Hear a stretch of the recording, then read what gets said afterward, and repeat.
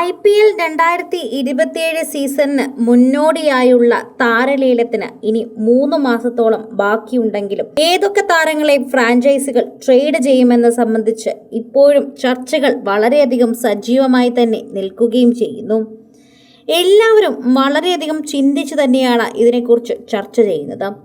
പല അഭിപ്രായങ്ങളും രേഖപ്പെടുത്തി പല കാര്യങ്ങളും ചർച്ച ചെയ്ത് ഇതിനെക്കുറിച്ചുള്ള ഓരോ കാര്യങ്ങളും വ്യക്തമായി തന്നെയാണ് പറയുകയും ചെയ്തത്. മുംബൈ ഇന്ത്യൻസ് ക്യാപ്റ്റൻ ഹർദിക് പാണ്ഡ്യയെ ചുറ്റിപ്പറ്റിയാണ് ചർച്ചകൾ നടക്കുന്നത്.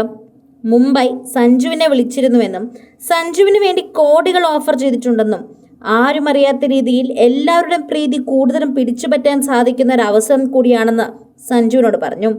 മുംബൈ ഇന്ത്യൻസ് ക്യാപ്റ്റൻ ഹർദിക് പാണ്ഡ്യയെ ചുറ്റിപ്പറ്റി ചർച്ചകൾ ഏറെ നടക്കുന്നത് വളരെയധികം എല്ലാവരും ടെൻഷനാക്കുന്നുണ്ട്.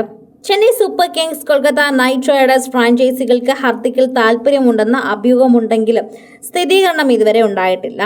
അതുപോലെ തന്നെ തന്റെ മുൻ ഫ്രാഞ്ചൈസിയായ ഗുജറാത്ത് ടൈറ്റൻസിലേക്ക് തന്നെ പോകാനുള്ള ഹർദിക്കിന്റെ നീക്കം പരാജയപ്പെട്ടതായും ഫ്രാഞ്ചൈസിൽ ഉണ്ടായിരുന്നവരെല്ലാം പ്രശ്നപരിഹാരമായി പറയുന്നു.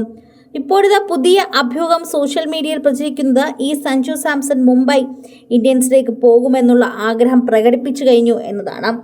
അദ്ദേഹം പറയുന്നത് ചില കാര്യങ്ങളും വളരെയധികം വ്യക്തമാക്കുന്ന ചില കാര്യങ്ങളും അദ്ദേഹത്തിൻ്റെ കരിയർ ബെസ്റ്റിലേക്ക് തന്നെയാണ് ചൂണ്ടിക്കാണിക്കുന്നതെന്ന് പറയാം. അദ്ദേഹം മുംബൈയിലേക്ക് പോയാൽ ഒരിക്കലും നമുക്ക് തളർത്താനാകില്ല. മുംബൈ നല്ലൊരു ടീം തന്നെയാണ്. കരിയറും പണവും ഒക്കെയാണ് നമ്മുടെ ജീവിതത്തിൽ ഇന്ന് ഏറ്റവും പ്രാധാന്യമായി ഉള്ളത്. അതുതന്നെയാണ് ഏറ്റവും കൂടുതൽ നമ്മൾ കാണുകയും ചെയ്യുന്നത്.